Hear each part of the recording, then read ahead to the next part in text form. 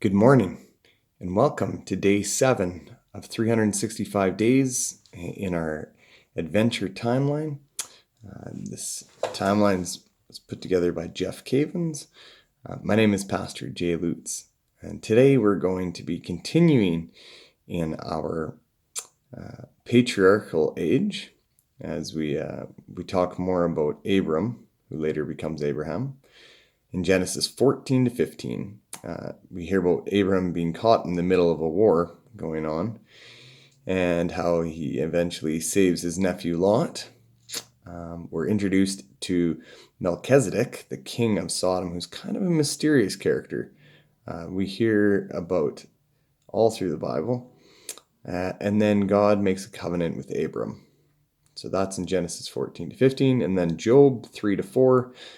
We hear about Job, and after great suffering, he speaks, and not so good. He breaks down and he curses the day of his birth.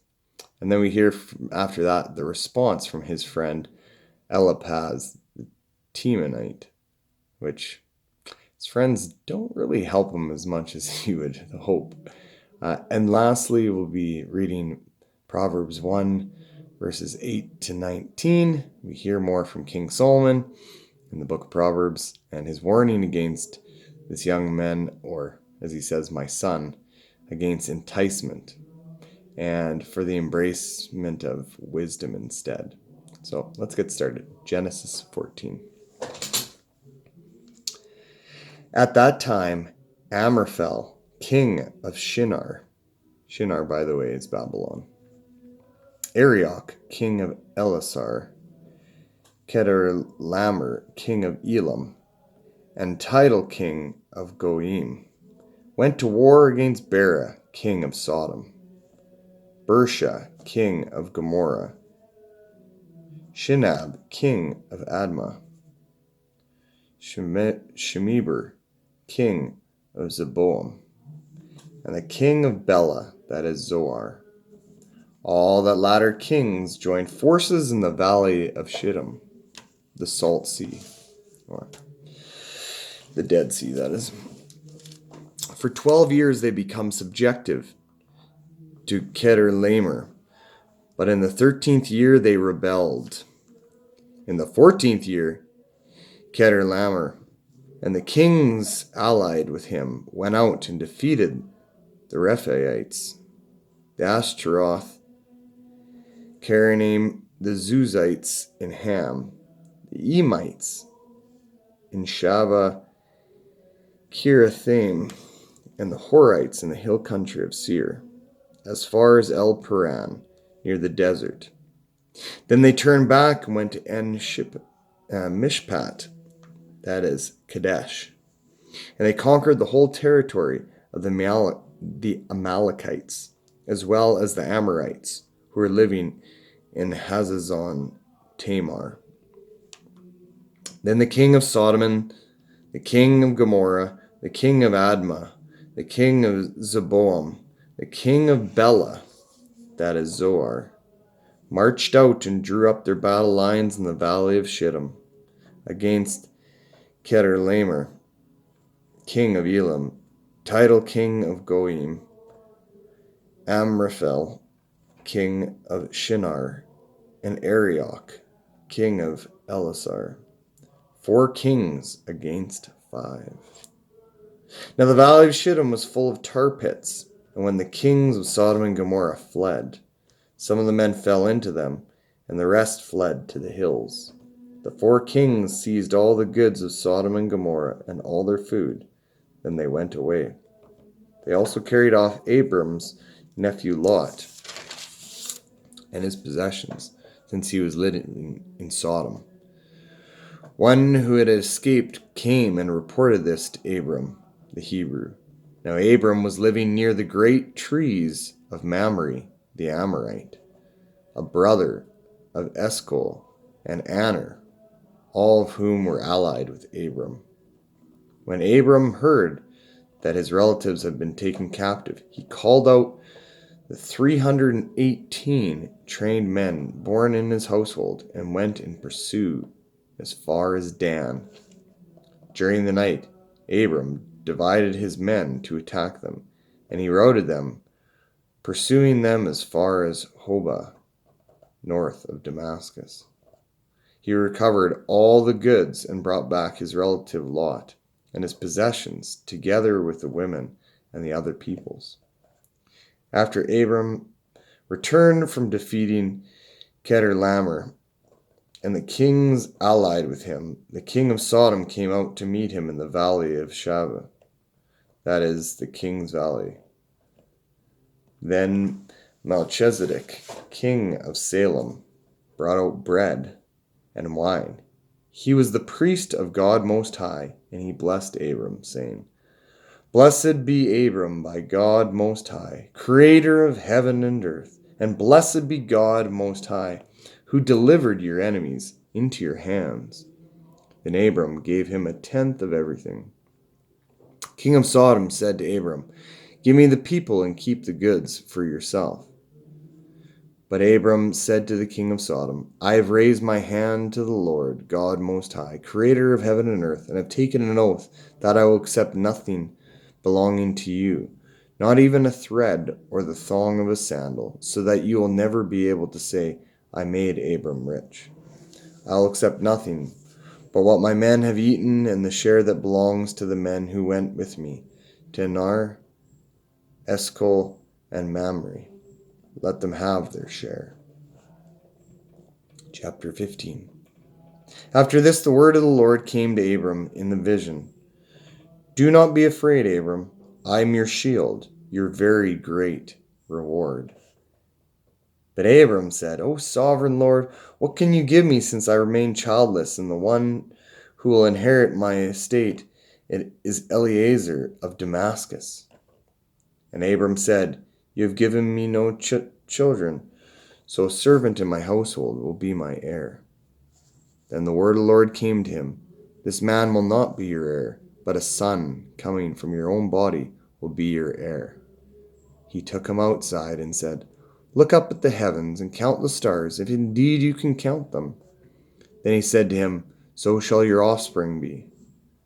Abram believed the Lord, and he credited it to him as righteousness. He also said to him, I am the Lord who brought you out of Ur of Chaldeans to give you this land to take possession of it. But Abram said, O sovereign Lord, how can I know that I will gain possession of it? So the Lord said to him, Bring me a heifer, a goat, and a ram, each 3-year-old, along with a dove and a young pigeon. Abram brought all these to him, cut them in two, and arranged the halves opposite each other. The birds, however, he did not cut in half. Then birds of prey came down on the carcass, but Abram drove them away. As the sun was setting, Abram fell into a deep sleep, and a thick, dreadful darkness came over him. Then the Lord said to him, Know for certain that your descendants will be strangers in a country not their own, and they will be enslaved and mistreated 400 years. But I will punish the nations they serve as slaves, and afterwards they will come out with great possessions. You, however, will go to your fathers in peace, and be buried at a good old age. In the 4th generation your descendants will come back here, for the sin of the Amorites has not yet reached its full measure. When the sun had set and darkness had fallen, a smoking firepot with a blazing torch appeared and passed between the pieces. On that day the Lord made a covenant with Abram and said, To your descendants I give this land, from the river of Egypt to the great river of Euphrates, the land of the Kenizzites, Cadmonites, Hittites, Perizzites, Rephaites, Amorites, Canaanites, Girgashites, and Jebusites. The next reading is Job 3-4.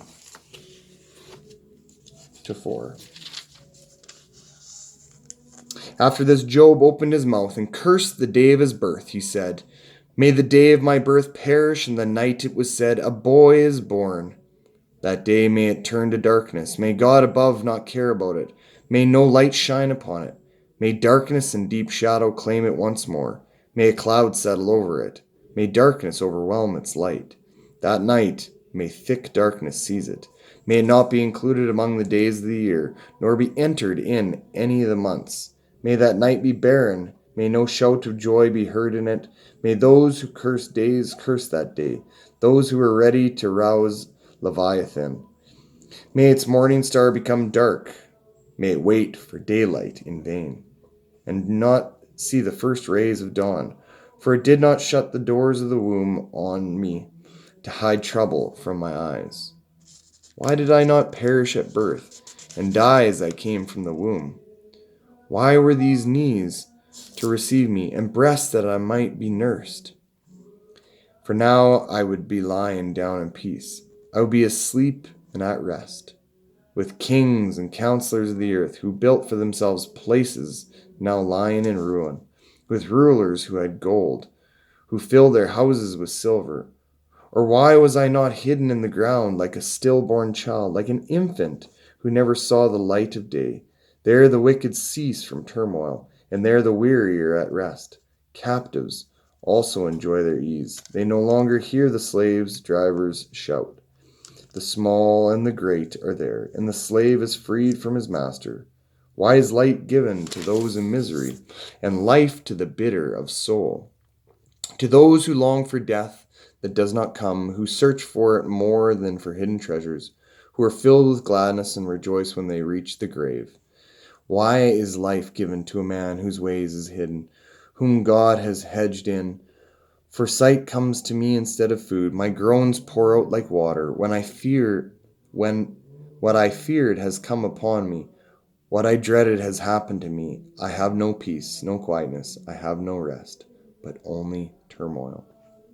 Chapter 4. Eliphaz.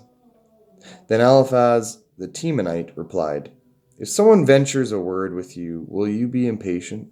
But who can keep from speaking? Think how you have instructed many, how you have strengthened feeble hands. Your words have supported those who stumbled. You have strengthened faltering knees.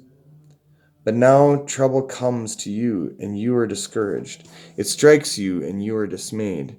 Should not your piety be your confidence, and your blameless ways your hope? Consider now, who being innocent has ever perished? Where were the upright ever destroyed? As I have observed, those who plow evil, and those who sow trouble reap it. At the breath of God they are destroyed. At the blast of his anger they perish. The lion may roar and growl, yet the teeth of the great lions are broken. The lion perishes for lack of prey, and the cubs of the lioness are scattered. A word has secretly brought to me. My ear caught a whisper of it. Amid disquieting dreams in the night, when deep sleep falls on men, fear and trembling seize me, and made all my bones shake. A spirit glided past my face, and the hair on my body stood on end. It stopped, but I could not tell what it was. A form stood before my eyes, and I heard a hushed voice. Can a mortal be more righteous than God? Can a man be more pure than his Maker? If God places no trust in his servants, if he charges his angels with error, how much more those who live in houses of clay, whose foundations are in the dust, who are crushed more readily than a moth. Between dusk and dawn they are broken to pieces. Unnoticed they perish forever. Are not the cords of their tent pulled up, so that they die without wisdom? Lastly, Proverbs 1, 8-19. Listen, my son, to your father's instruction, and do not forsake your mother's teaching. They will be a garland to grace your head, and a chain to adorn your neck. My son, if sinners entice you, do not give in to them. If they say, Come along with us, let's lie in wait for someone's blood. Let's waylay some harmless soul. Let's swallow them alive, like the grave, and whole like those who go down to the pit. We will get all sorts of valuable things and fill our houses with plunder. Throw in your lot with us, and we will share a common purse. My son, do not go along with them. Do not set foot on their paths, for their feet rush into sin, and they are swift to shed blood. How useless to spread a net in full view of all the birds. These men lie in wait for their own blood. They waylay only themselves. Such is the end of all who go after ill-gotten gain. It takes away the lives of those who get it. Such wise words from Solomon, as he speaks to his son about the things that ye should not do. We should not lie in wait for innocent people to be harmed. We should not engage in such things, or ill-gotten gain, but engage in the things of God. As we hear from Abram in Genesis 14:15, we see him caught in the middle of this war, and yet it affects his family. And he does not engage until it's to the point in which he finds out that there are innocent victims caught in the middle of it. One of those being his nephew Lot. And then he goes and he brings out 318 of his warriors in order to rout them, and in order so that he can get back Lot and the possessions. He does not engage in the war like the rest, but he goes in to save those who are innocently taken. And then we see this interesting meeting between him and Melchizedek, the king of Sodom, who's this, again, like I said, a mysterious creature in the sense that we don't really know who he is. But later we see that he will be part of the line that Jesus, a priesthood that Jesus is part of. And that it's clouded in mystery, but we know that behind all that mystery is God, and that he is the God of Most High, that breaks bread with us and shares with it all that he has with us. And so that we might, like we see in Proverbs, like the son, not engage in such things that take away the lives of those who get it, but that we might share in the full life that God brings, the full life of Christ. Thanks be to God. Amen.